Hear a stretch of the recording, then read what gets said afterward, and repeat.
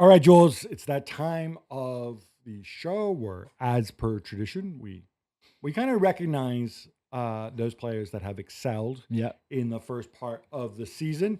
Um, we're gonna do it by position: goalkeeper, defender, midfielder, striker. You can feel free to disagree. Yeah, absolutely. I might throw in my choices, which I have picked this year exclusively from non Super League teams, let's say teams that do not Yes. have the giant budgets.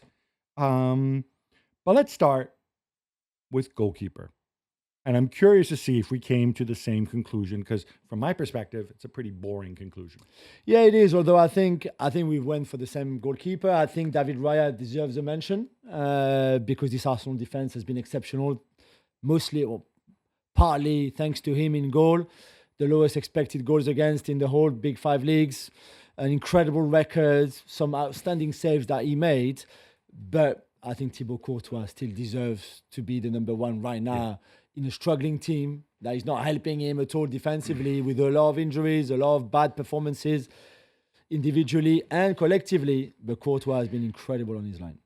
Yeah, I'm totally with you. It's very simple. If Raya had the same numbers with a bad back four in Yeah. front of him that was all over the place and injury, then I think he'd be Courtois. Yeah, I agree.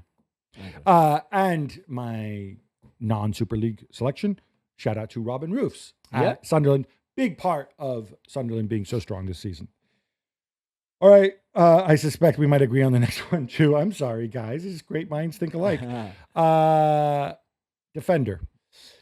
So I think again, a few defenders deserve some credit. One of the credit I would like to give is to Ricky Calafiori, who I think has been incredible for Arsenal in this first half of the season. But my pick goes to Nuno Mendes, who I think has more than Ashraf Hakimi, who obviously got that really bad injury, has gone to another level, even if himself has been a little bit injured.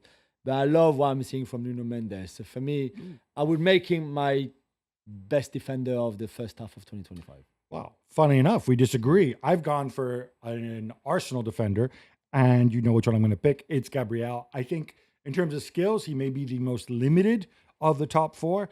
And obviously, he's injured right now, especially now that he's injured. But he wasn't injured that long ago. And before that, he had a tremendous impact at both ends of the pitch, showing leadership as well when Saliba was out. He's my choice there. And for my non-Super League choice, of course, it's Alex Grimaldo. Because you know what? We can debate, is he a defender, is he whatever? But his attacking contribution, you can't look past that. Central midfield or midfielders. Sorry, midfield. I don't want to prejudice this.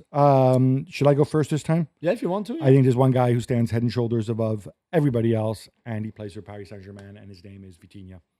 Yeah, it's good. I didn't want to pick another PSG player because I picked Nuno Mendes already. So I think Vitinha deserves the shot. I think we said that before, I think after one of the Champions League nights. It feels like a very special year for those kind of players. Rice is having a great season. Caicedo is having a great season. Vitinha is having a great season. You can even look at Gravenberch. Okay, Liverpool have been stuttering. We said that, but still very high level. And others in those positions, I went for Pedri, even ahead of my boy Vitinha or Joe Neves, who I love dearly. I think Pedri has been a magician. I think Pedri has been a magician this season in what he's been doing. And there's been some injuries, of course, that maybe even have slowed him down. But there's some of the games where the way he controlled the whole pitch was just remarkable. So I'll have Pedri slightly just ahead of Vitinha. Pedri would be. I can't pick Pedri every single year. That's why I went for Vitinha. My non-Super League choice. I think he's Mr. All Everything. Maybe the best player in the world outside of the Super League, or certainly in Europe. And that is Nico Paz for Como.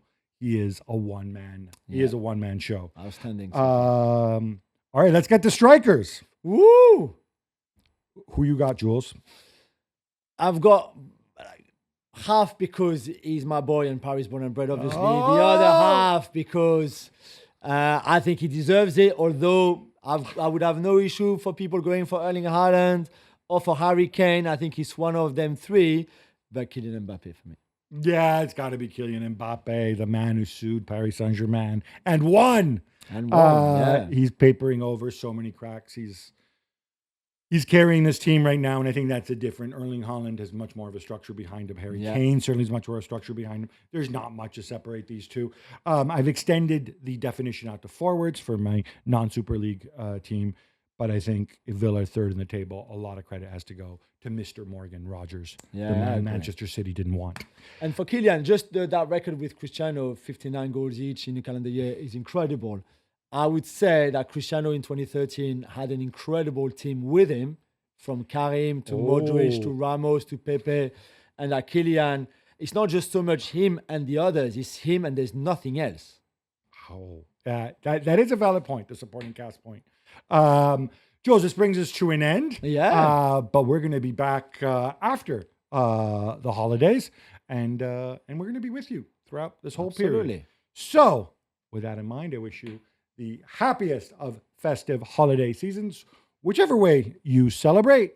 And we're going to be back on Thursday, Monday, whatever day Christmas is. Until then, love the game, love your neighbor, love yourself.